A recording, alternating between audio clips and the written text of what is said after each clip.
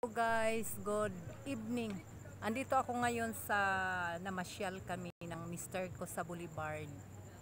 Ayan guys. Ah, kasi sa bahay mainit tapos nag-burn out.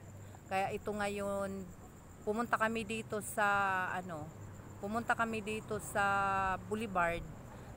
Itong Boulevard super haba talaga siya, parang estimated ko sobrang 2 kilometers yata. Mahaba ka talaga ito.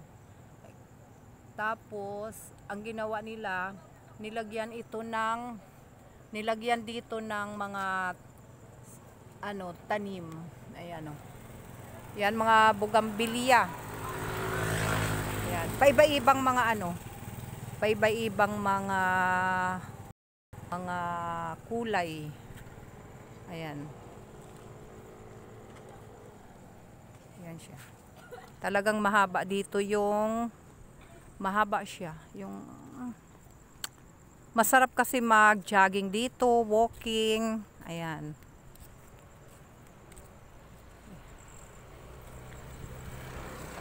Mga magagandang Ayan. Ito yung mga gusto ko. Ito. Pink siya. Ayan, pink. Pink ba ito? Oo, pink. Tapos ito siya ay red. Ang gusto ko naman dito guys, yung mga yung mga super liit ang kanyang mga bulaklak. Kaya mas maganda kasi dito mag walking sa umaga. Ayan guys. Ayan. Mas maganda kasi ngayon kasi umuulan. Kaya mas lalong umuusbong yung mga bulaklak. Ayan. Eto pa guys. Ayan. Ayan ang ganda niya. Ganda talaga. Ito ang nagustuhan ko dito guys. Ayan.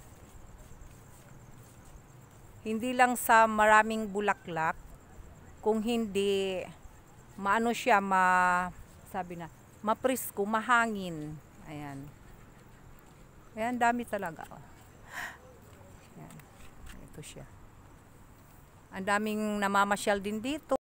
Pero ngayon parang konti ang tao. Siguro ay kumakain or ang iba ay tinatamad na din.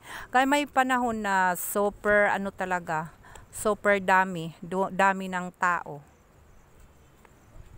Yan. Mapresko talaga dito guys. Kasi andito nga, sabi ko nga, nandito agad. Ayan siya. Ang ganda ng mga bulaklak. Pag may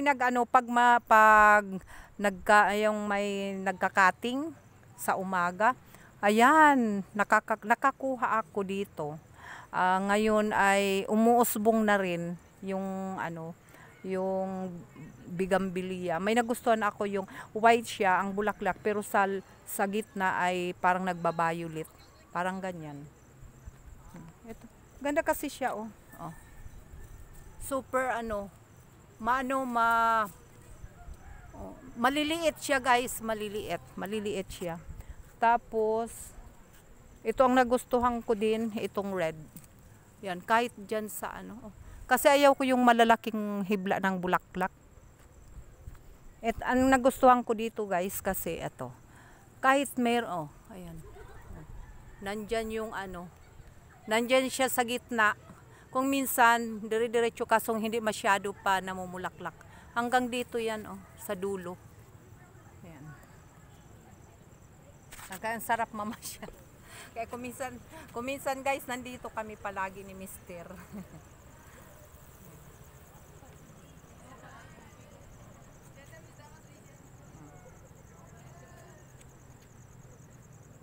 Ako lang mag-isa dito guys, kasi yung asawa ko nandun na sa kabila. May dala siya kung unan at saka higaan. Nakamotor lang kasi kami papunta dito. Ayan may dumarating na rin. Ayan. Pupuntahan ko si Mister. Ang sarap talaga mahangin, oh. Nagano na nga yung ano ko, yung aking buhok. Oh. Ang sarap. Oh. Oh, dito, oh. Konti lang ngayon ang tao. Ayan. Ganon din dito, oh. Konti. Ayan, ayun si Mister, oh. Ayun, doon, oh. Oh, sana yan. Sa kabila. Ayan, nakahiga siya. Nagdala kasing unan.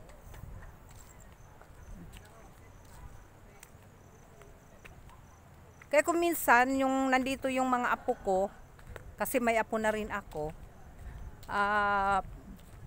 ang ginagawa ko, maaga pa kaming nagsaing. Tapos, diretso kami dito para sabi ko nga sa mga apo ko dito na lang kumain. Kasi mas enjoy sila kung nandito sila kumakain dahil marami talagang nakakain. Ganon din kami ngayon, no. Ayun, mga chichirya. Kaso hindi na ako masyadong kumakain ng sobra dahil nga ay sabi nga tumatanda. Maraming mga ayan, may dumaan. Kuminsan nahihiya din ako. Akala nila kung sinong kausap ko.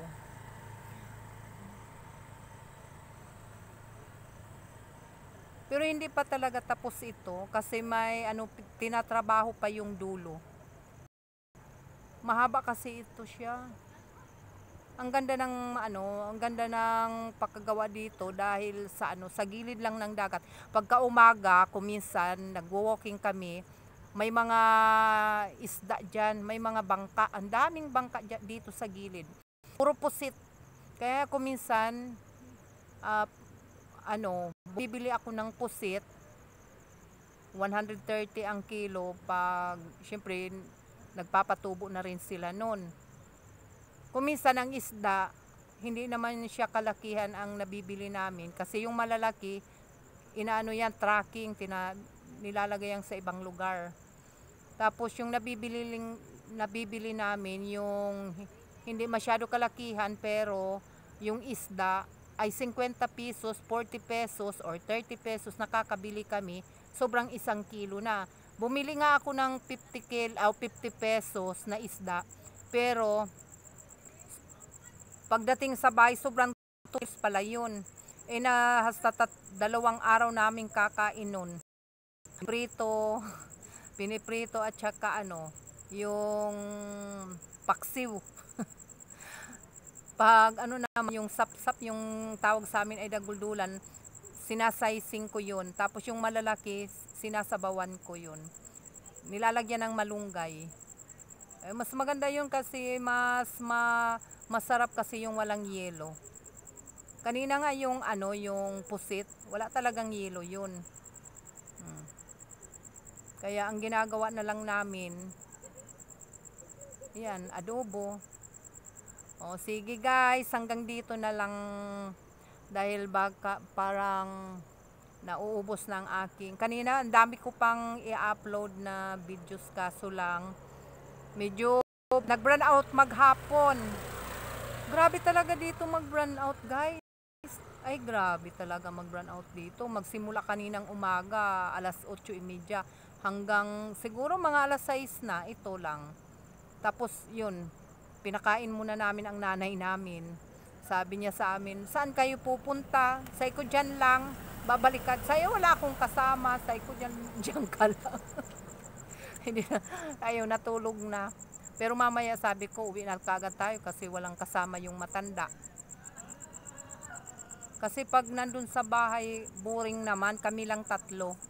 Kaya sabi ko sa asawa ko, kaya yung mga 3 anak ko, nandun sa Kamsor, at saka yung apo, kami lang 2, at saka yung nanay ko. Kaya pag ganitong oras ay pumupunta kami dito, kasi pakiramdam ko pag nandito ako, natatanggal stress kasi eh. May mga problema ako, mas gusto ko dito yung yung pumupunta lang dito. Wala talaga, kung saan wala kang iniisip, kung hindi pag-relax. Relaxing lang, relax. Kaya yun, kami dalawa.